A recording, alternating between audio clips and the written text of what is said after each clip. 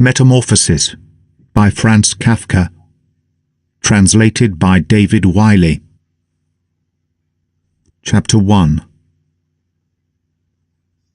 One morning, when Gregor Samsa woke from troubled dreams, he found himself transformed in his bed into a horrible vermin.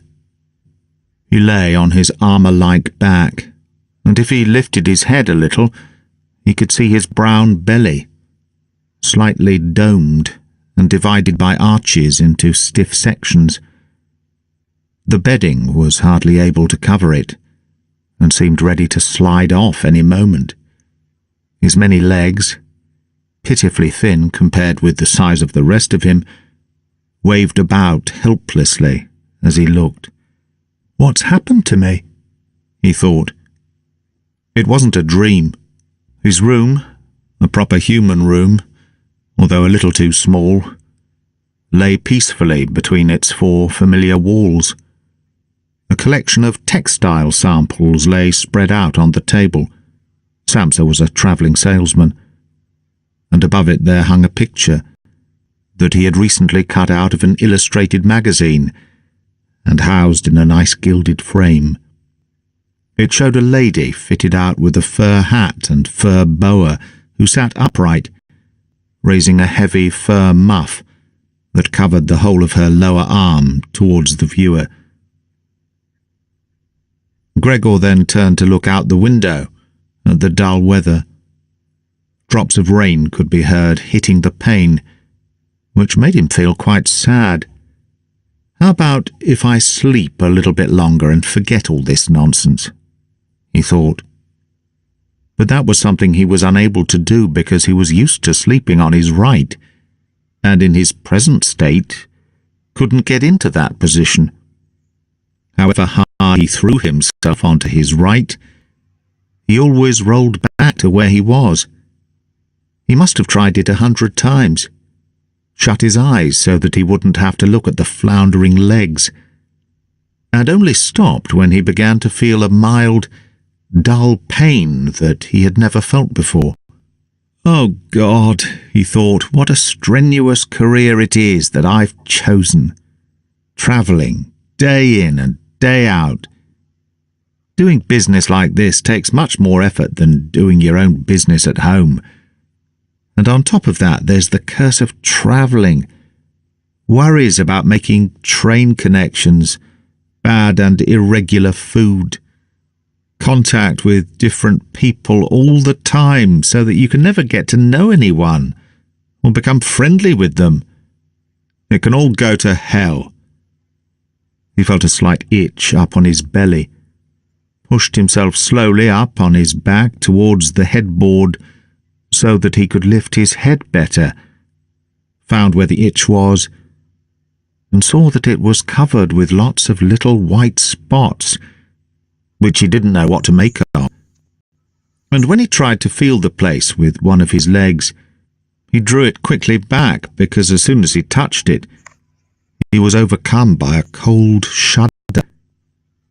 He slid back into his former position. "Getting up early all the time," he thought, "makes you stupid. You've got to get enough sleep. Other travelling salesmen live a life of luxury. For instance, whenever I go back to the guest house during the morning to copy out the contract, these gentlemen are always still sitting there eating their breakfasts. I ought to just try that with my boss. I'd get kicked out on the spot. But who knows? Maybe that would be the best thing for me.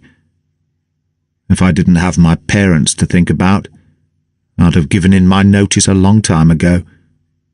I'd have gone up to the boss and told him just what I think. Tell him everything, I would. Let him know just what I feel. It'd fall right off his desk. And it's a funny sort of business to be sitting up there at your desk, talking down at your subordinates from up there, especially when you have to go right up close because the boss is hard of hearing. Well, there's still some hope.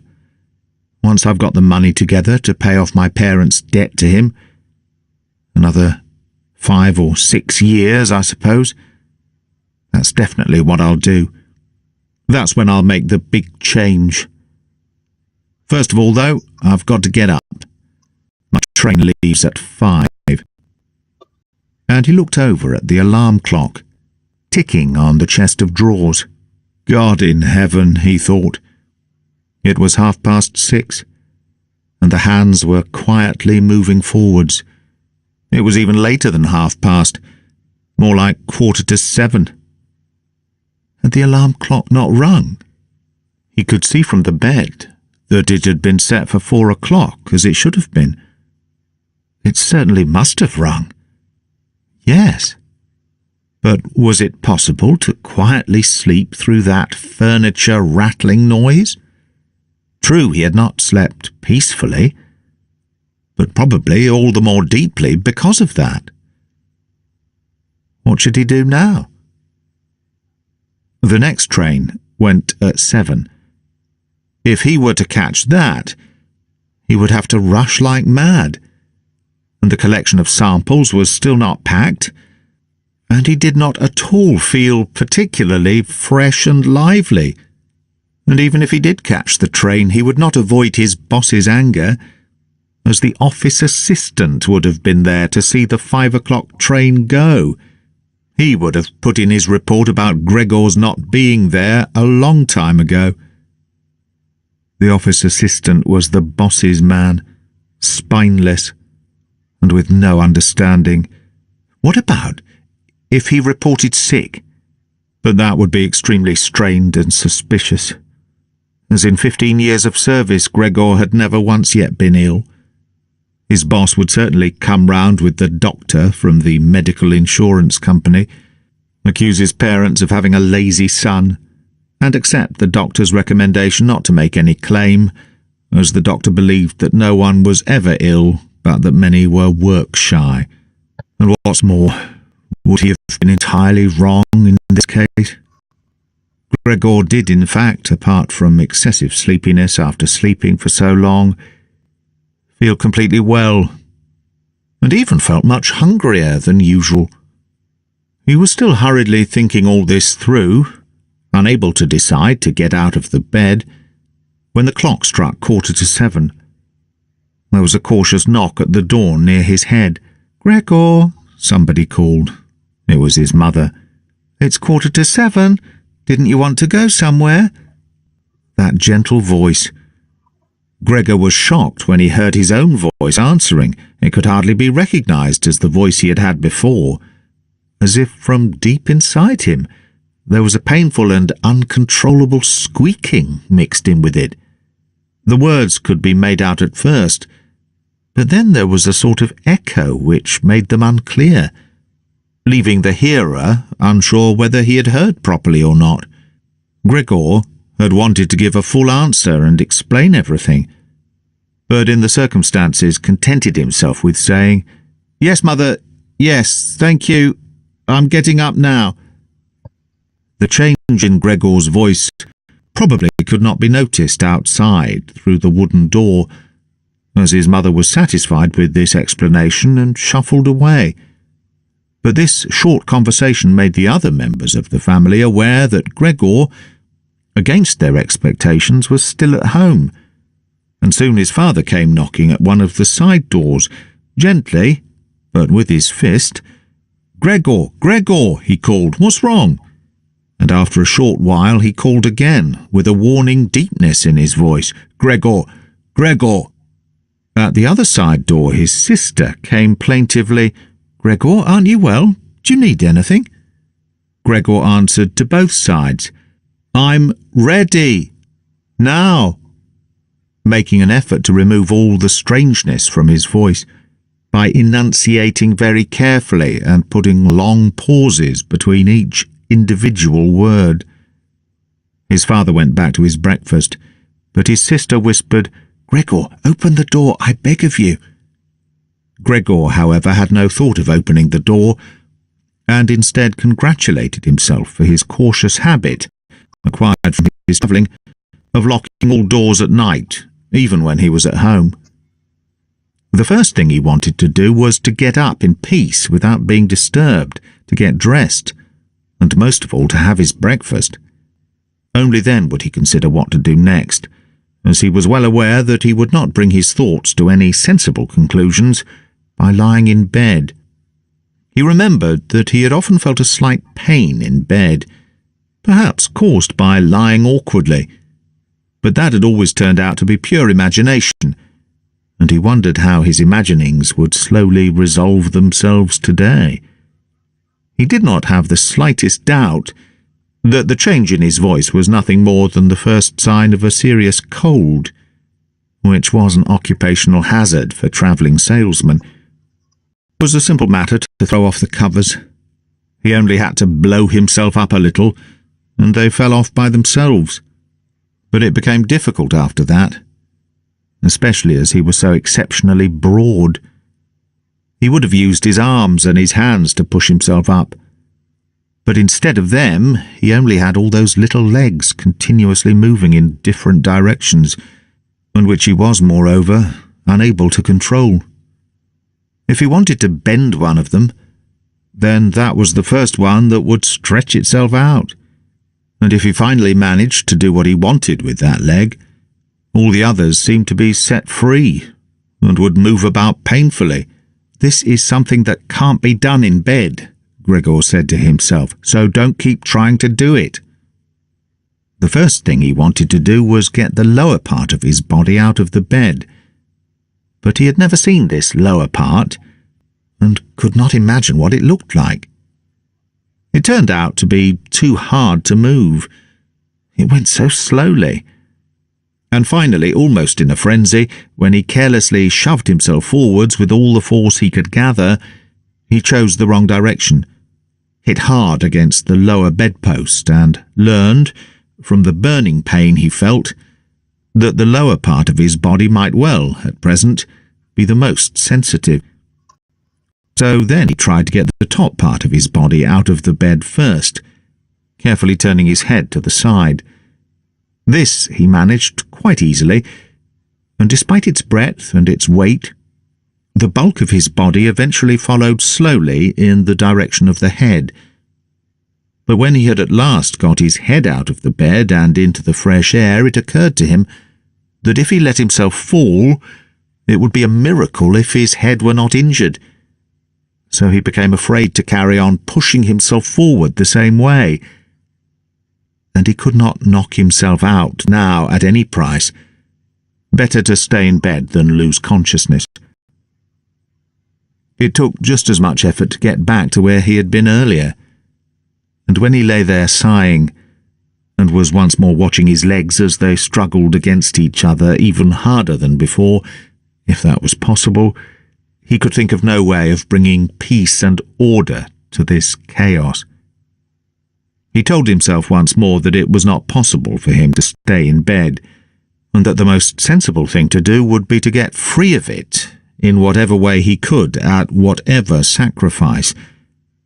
At the same time, though, he did not forget to remind himself that calm consideration was much better than rushing to desperate conclusions. At times like this, he would direct his eyes to the window and look out as clearly as he could. But unfortunately, even the other side of the narrow street was enveloped in morning fog, and the view had little confidence or cheer to offer him. 7 o'clock already, he said to himself when the clock struck again. 7 o'clock, and there's still a fog like this. And he lay there quietly a while longer, breathing lightly, as if he perhaps expected the total stillness to bring things back to their real and natural state. But then he said to himself, "Before it strikes 7:15, I'll definitely have to have got properly out of bed, and by then somebody will have come round from work to ask what's happened to me as well, as they open up at work before 7 o'clock. And so he set himself to the task of swinging the entire length of his body out of the bed, all at the same time. If he succeeded in falling out of bed in this way and kept his head raised as he did so, he could probably avoid injuring it. His back seemed to be quite hard, and probably nothing would happen to it, falling onto the carpet. His main concern was for the loud noise he was bound to make, and which, even through all the doors, would probably raise concern, if not alarm. But it was something that had to be risked. When Gregor was already sticking halfway out of the bed, the new method was more of a game than an effort. All he had to do was rock back and forth. It occurred to him how simple everything would be if somebody came to help him. 2 strong people. He had his father and the maid in mind. Would have been more than enough. They would only have to push their arms under the dome of his back, peel him away from the bed, bend down with the load, and then be patient and careful as he swung over onto the floor where, hopefully, the little legs would find a use. Should he really call for help, though, even apart from the fact that all the doors were locked? Despite all the difficulty he was in, he could not suppress a smile at this thought. After a while, he had already moved so far across that it would have been hard for him to keep his balance if he rocked too hard. The time was now 7:10, and he would have to make a final decision very soon. Then there was a ring at the door of the flat. "That'll be someone from work," he said to himself, and froze very still, although his little legs only became all the more lively as they danced around. For a moment everything remained quiet. "They're not opening the door," Gregor said to himself, caught in some nonsensical hope. But then, of course, the maid's firm steps went to the door, as ever, and opened it. Gregor only needed to hear the visitor's first words of greeting, and he knew who it was. The chief clerk himself. Why did Gregor have to be the only one condemned to work for a company where they immediately became highly suspicious at the slightest shortcoming? Were all employees, every one of them, louts? Was there not one of them who was faithful and devoted, who would go so mad with pangs of conscience that he couldn't get out of bed if he didn't spend at least a couple of hours in the morning on company business? Was it really not enough to let one of the trainees make inquiries, assuming inquiries were even necessary? Did the chief clerk have to come himself? And did they have to show the whole innocent family that this was so suspicious that only the chief clerk could be trusted to have the wisdom to investigate it? And more because these thoughts had made him upset than through any proper decision. He swung himself with all his force out of the bed. There was a loud thump, but it wasn't really a loud noise. His fall was softened a little by the carpet, and Gregor's back was also more elastic than he had thought, which made the sound muffled and not too noticeable. He had not held his head carefully enough, though, and hit it as he fell. Annoyed and in pain, he turned it and rubbed it against the carpet. "Something's fallen down in there," said the chief clerk in the room on the left. Gregor tried to imagine whether something of the sort that had happened to him today could ever happen to the chief clerk too. You had to concede that it was possible. But as if in gruff reply to this question, the chief clerk's firm footsteps in his highly polished boots could now be heard in the adjoining room. From the room on his right, Gregor's sister whispered to him to let him know. "Gregor, the chief clerk is here." "Yes, I know," said Gregor to himself, but without daring to raise his voice loud enough for his sister to hear him. "Gregor," said his father now from the room to his left, "the chief clerk has come round and wants to know why you didn't leave on the early train. We don't know what to say to him. And anyway, he wants to speak to you personally, so please open up this door. I'm sure he'll be good enough to forgive the untidiness of your room." Then the chief clerk called, "Good morning, Mr. Samsa." "He isn't well," said his mother to the chief clerk, while his father continued to speak through the door.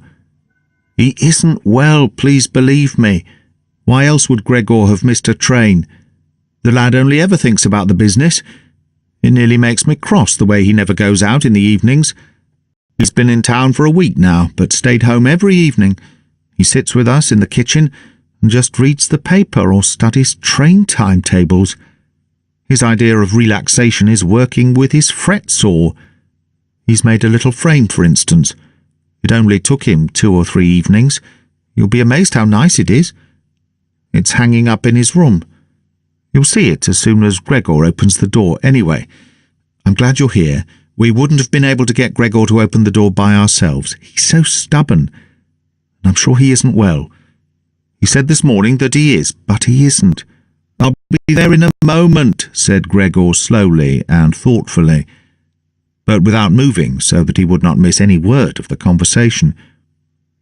Well, I can't think of any other way of explaining it, Mrs. Sampson, said the chief clerk. I hope it's nothing serious. But on the other hand, I must say that if we people in commerce ever become slightly unwell, then, fortunately or unfortunately, as you like, we simply have to overcome it because of business considerations. Can the chief clerk come in to see you now, then? Asked his father impatiently, knocking at the door again. No, said Gregor. In the room on his right there followed a painful silence. In the room on his left, his sister began to cry. So why did his sister not go and join the others? She had probably only just got up, and had not even begun to get dressed. And why was she crying? Was it because he had not got up, and had not let the chief clerk in? Because he was in danger of losing his job, and if that happened his boss would once more pursue their parents with the same demands as before? There was no need to worry about things like that yet. Gregor was still there, and had not the slightest intention of abandoning his family. For the time being, he just lay there on the carpet, and no one who knew the condition he was in would seriously have expected him to let the chief clerk in. It was only a minor discourtesy, and a suitable excuse could easily be found for it later on. It was not something for which Gregor could be sacked on the spot. And it seemed to Gregor much more sensible to leave him now in peace, instead of disturbing him with talking at him and crying. But the others didn't know what was happening. They were worried. That would excuse their behaviour. The chief clerk now raised his voice. Mr. Sampson, he called to him, what is wrong? You barricade yourself in your room, give us no more than yes or no for an answer. You are causing serious and unnecessary concern to your parents, and you fail, and I mention this just by the way, you fail to carry out your business duties in a way that is quite unheard of. I'm speaking here on behalf of your parents and of your employer, and really must request a clear and immediate explanation. I'm astonished, quite astonished. I thought I knew you as a calm and sensible person, and now you suddenly seem to be showing off with peculiar whims. This morning, your employer did suggest a possible reason for your failure to appear. It's true. It had to do with the money that was recently entrusted to you, but I came near to giving him my word of honour that that could not be the right explanation. But now that I see your incomprehensible stubbornness, I no longer feel any wish whatsoever to intercede on your behalf. And nor is your position all that secure. I had originally intended to say all this to you in private. But since you caused me to waste my time here for no good reason, I don't see why your parents should not also learn of it. Your turnover has been very unsatisfactory of late. I grant you that it's not the time of year to do especially good business. We recognise that. But there simply is no time of year to do no business at all, Mr. Sampson. We cannot allow there to be. But, sir, Gregor, beside himself and forgetting all else in the excitement, I'll open up immediately. Just a moment. I'm slightly unwell. An attack of dizziness. I haven't been able to get up. I'm still in bed now. I'm quite fresh again now, though. I'm just getting out of bed. Just a moment. Be patient. It's not quite as easy as I'd thought. I'm quite all right now, though. It's shocking what can suddenly happen to a person. I was quite all right last night. My parents know about it, perhaps better than me. I had a small symptom of it last night already. They must have noticed it. I don't know why I didn't let you know at work, but you always think you can get over an illness without staying at home. Please don't make my parents suffer. There's no basis for any of the accusations you're making. Nobody's ever said a word to me about any of these things. Maybe you haven't read the latest contracts I sent in. I'll set off with the 8 o'clock train as well. These few hours of rest have given me strength. You don't need to wait, sir. I'll be in the office soon after you, and please be so good as to tell that to the boss, and recommend me to him." And while Gregor gushed out these words, hardly knowing what he was saying, he made his way over to the chest of drawers. This was easily done, probably because of the practice he had already had in bed, where he now tried to get himself upright. He really did want to open the door, really did want to let them see him, and to speak with the chief clerk. The others were being so insistent, and he was curious to learn what they would say when they caught sight of him. If they were shocked, then it would no longer be Gregor's responsibility, and he could rest. If, however, they took everything calmly, he would still have no reason to be upset, and if he hurried, he really could be at the station for 8 o'clock. The first few times he tried to climb up on the smooth chest of drawers, he just slid down again. But he finally gave himself one last swing and stood there, upright. The lower part of his body was in serious pain, but he no longer gave any attention to it. Now he let himself fall against the back of a nearby chair, and held tightly the edges of it with his little legs. By now he had also calmed down, and kept quiet so that he could listen to what the chief clerk was saying. "Did you understand a word of all that?" the chief clerk asked his parents. "Surely he's not trying to make fools of us." "Oh, God," called his mother, who was already in tears. "He could be seriously ill, and we're making him suffer. Greta, Greta," she then cried. "Mother?" his sister called from the other side. They communicated across Gregor's room.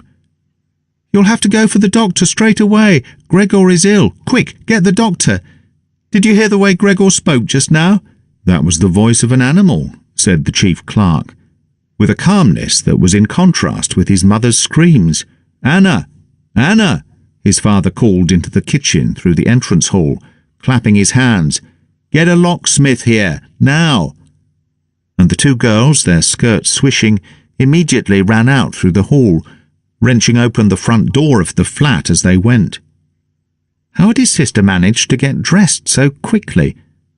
There was no sound of the door banging shut again. They must have left it open. People often do in homes where something awful has happened.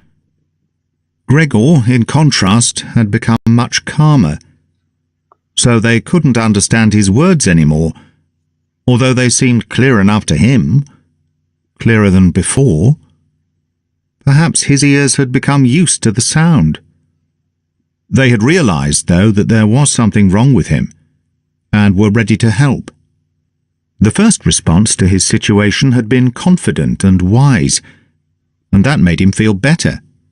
He felt that he had been drawn back in among people, and from the doctor and the locksmith he expected great and surprising achievements, although he did not really distinguish one from the other. Whatever was said next would be crucial, so, in order to make his voice as clear as possible, he coughed a little, but taking care to do this not too loudly, as even this might well sound different from the way that a human coughs, and he was no longer sure he could judge this for himself. Meanwhile, it had become very quiet in the next room. Perhaps his parents were sat at the table, whispering with the chief clerk. Or perhaps they were all pressed against the door and listening. Gregor slowly pushed his way over to the door with the chair. Once there, he let go of it and threw himself onto the door, holding himself upright against it using the adhesive on the tips of his legs. He rested there a little while to recover from the effort involved, and then set himself to the task of turning the key in the lock with his mouth. He seemed, unfortunately, to have no proper teeth. How was he, then, to grasp the key? But the lack of teeth was, of course, made up for with a very strong jaw. Using the jaw, he really was able to start the key turning, ignoring the fact that he must have been causing some kind of damage, as a brown fluid came from his mouth, flowed over the key and dripped onto the floor. "Listen," said the chief clerk in the next room, "he's turning the key." Gregor was greatly encouraged by this, but they all should have been calling to him, his father and his mother too. "Well done, Gregor," they should have cried. "Keep at it. Keep hold of the lock." And with the idea that they were all excitedly following his efforts, he bit on the key with all his strength, paying no attention to the pain he was causing himself. As the key turned round, he turned around the lock with it, only holding himself upright with his mouth, and hung on to the key or pushed it down again with the whole weight of his body as needed.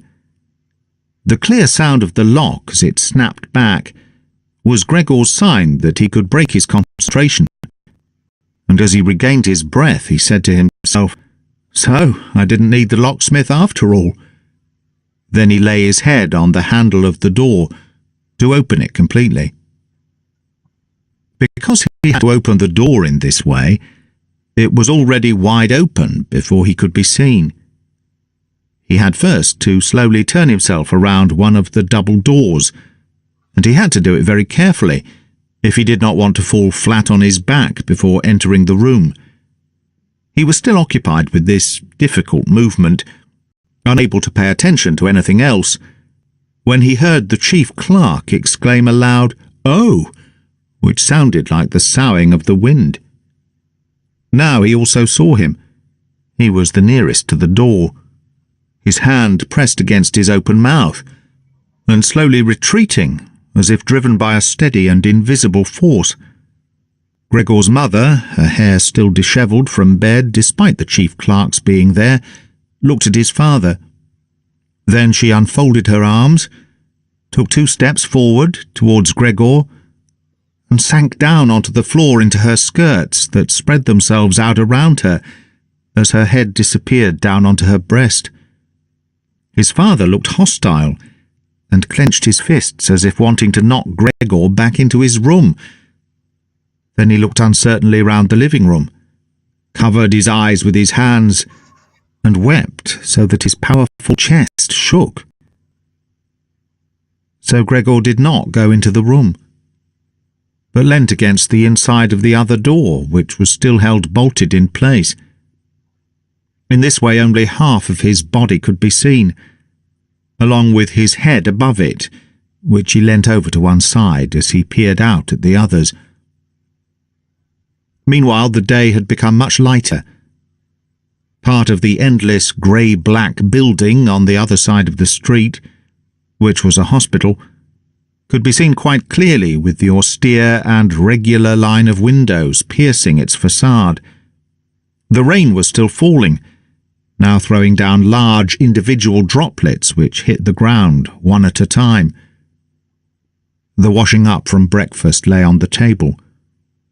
There was so much of it because, for Gregor's father, breakfast was the most important meal of the day, and he would stretch it out for several hours as he sat reading a number of different newspapers.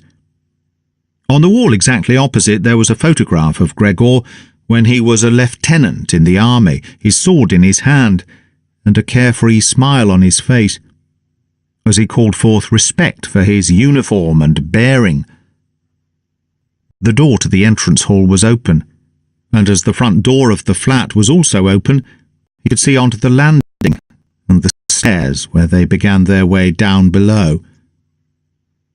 "Now then," said Gregor, well aware that he was the only one to have kept calm, "I'll get dressed straight away now, pack up my samples and set off. Will you please just let me leave? You can see," he said to the chief clerk, "that I'm not stubborn, and I like to do my job. Being a commercial traveller is arduous, but without travelling I couldn't earn my living. So where are you going? Into the office? Yes? Will you report everything accurately then?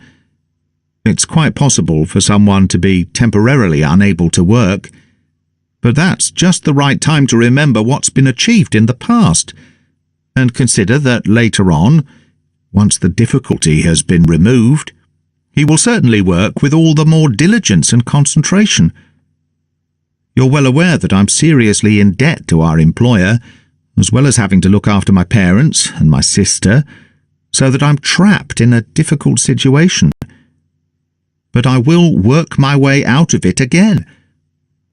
Please don't make things any harder for me than they are already, and don't take sides against me at the office.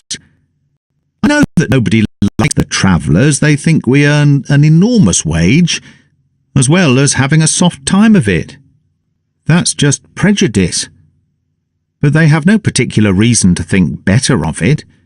But you, sir, you have a better overview than the rest of the staff. In fact, if I can say this in confidence, a better overview than the boss himself. It's very easy for a businessman like him to make mistakes about his employees and judge them more harshly than he should. And you're also well aware that we travellers spend almost a whole year away from the office, so that we can very easily fall victim to gossip and chance and groundless complaints. And it's almost impossible to defend yourself from that sort of thing. We don't usually even hear about them, or if at all it's when we arrive back home exhausted from a trip, and that's when we feel the harmful effects of what's been going on, without even knowing what caused them. Please don't go away, at least first say something, to show that you grant that I'm at least partly right. But the chief clerk had turned away as soon as Gregor had started to speak, and, with protruding lips, only stared back at him over his trembling shoulders as he left. He did not keep still for a moment while Gregor was speaking, but moved steadily towards the door, without taking his eyes off him. He moved very gradually, as if there had been some secret prohibition on leaving the room. It was only when he had reached the entrance hall that he made a sudden movement, drew his foot from the living room, and rushed forward in a panic. In the hall, he stretched his right hand far out towards the stairway, as if out there were some supernatural force, waiting to save him. Gregor realized that it was out of the question to let the chief clerk go away in this mood, if his position in the firm was not to be put into extreme danger. That was something his parents did not understand very well. Over the years, they had become convinced that this job would provide for Gregor for his entire life, and besides, they had so much to worry about at present that they had lost sight of any thought for the future. Gregor, though, did think about the future. The chief clerk had to be held back, calmed down, convinced, and finally won over. The future of Gregor and his family depended on it. If only his sister were here. She was clever. She was already in tears, while Gregor was still lying peacefully on his back. And the chief clerk was a lover of women. Surely she could persuade him. She would close the front door in the entrance hall and talk him out of his shocked state. But his sister was not there. Gregor would have to do the job himself. And without considering that he was still not familiar with how well he could move about in his present state, or that his speech still might not, or probably would not, be understood, he let go of the door, pushed himself through the opening, tried to reach the chief clerk on the landing, who, ridiculously, was holding onto the banister with both hands. But Gregor fell immediately over and, with a little scream as he sought something to hold on to, landed on his numerous little legs. Hardly had that happened than, for the first time that day, he began to feel all right with his body. The little legs had the solid ground under them. To his pleasure, they did exactly as he told them. They were even making the effort to carry him where he wanted to go, and he was soon believing that all his sorrows would soon be finally at an end. He held back the urge to move, but swayed from side to side as he crouched there on the floor. His mother was not far away in front of him and seemed, at first, quite engrossed in herself. But then she suddenly jumped up with her arms outstretched and her fingers spread, shouting, "Help! For pity's sake, help!" The way she held her head suggested she wanted to see Gregor better, but the unthinking way she was hurrying backwards showed that she did not. She had forgotten that the table was behind her, with all the breakfast things on it. When she reached the table, she sat quickly down on it, without knowing what she was doing, without even seeming to notice that the coffee pot had been knocked over, and a gush of coffee was pouring down onto the carpet. "Mother, mother," said Gregor gently, looking up at her. He had completely forgotten the chief clerk for the moment, but could not help himself snapping in the air with his jaws at the sight of the flow of coffee. That set his mother screaming anew. She fled from the table and into the arms of his father as he rushed towards her. Gregor, though, had no time to spare for his parents now. The chief clerk had already reached the stairs. With his chin on the banister, he looked back for the last time. Gregor made a run for him. He wanted to be sure of reaching him. The chief clerk must have expected something, as he leapt down several steps at once and disappeared, his shouts resounding all around the staircase. The flight of the chief clerk seemed, unfortunately, to put Gregor's father into a panic as well. Until then he had been relatively self-controlled, but now, instead of running after the chief clerk himself, or at least not impeding Gregor as he ran after him, Gregor's father seized the chief clerk's stick in his right hand. The chief clerk had left it behind on a chair, along with his hat and overcoat, picked up a large newspaper from the table with his left, and used them to drive Gregor back into his room, stamping his foot at him as he went. Gregor's appeals to his father were of no help. His appeals were simply not understood. However much he humbly turned his head, his father merely stamped his foot all the harder. Across the room, despite the chilly weather, Gregor's mother had pulled open a window, leant far out of it, and pressed her hands to her face. A strong draught of air flew in from the street towards the stairway. The curtains flew up, and papers on the table fluttered, and some of them were blown onto the floor. Nothing would stop Gregor's father as he drove him back, making hissing noises at him like a wild man. Gregor had never had any practice in moving backwards, and was only able to go very slowly. If Gregor had only been allowed to turn round, he would have been back in his room straight away. But he was afraid that if he took the time to do that, his father would become impatient, and there was the threat of a lethal blow to the back or head from the stick in his father's hand any moment. Eventually, though, Gregor realized that he had no choice, as he saw to his disgust that he was quite incapable of going backwards in a straight line. So he began as quickly as possible, and with frequent anxious glances at his father, to turn himself round. It went very slowly, but perhaps his father was able to see his good intentions, as he did nothing to hinder him. In fact, now and then he used the tip of his stick to give directions from a distance as to which way to turn. If only his father would stop that unbearable hissing. It was making Gregor quite confused. When he had nearly finished turning round, still listening to that hissing, he made a mistake, and turned himself back a little the way he had just come. He was pleased when he finally had his head in front of the doorway, but then saw that it was too narrow, and his body was too broad to get through it without further difficulty. In his present mood, it obviously did not occur to his father to open the other of the double doors, so that Gregor would have enough space to get through. He was merely fixed on the idea that Gregor should be got back into his room as quickly as possible, nor would he ever have allowed Gregor the time to get himself upright as preparation for getting through the doorway. What he did, making more noise than ever, was to drive Gregor forwards all the harder, as if there had been nothing in the way.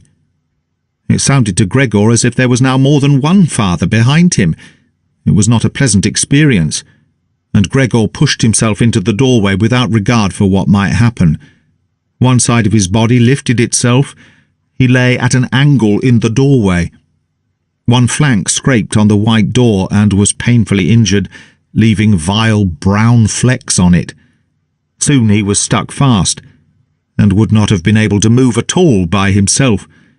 The little legs along one side hung quivering in the air, while those on the other side were pressed painfully against the ground. Then his father gave him a hefty shove from behind, which released him from where he was held, and sent him flying, and heavily bleeding, deep into his room. The door was slammed shut with the stick. Then, finally, all was quiet.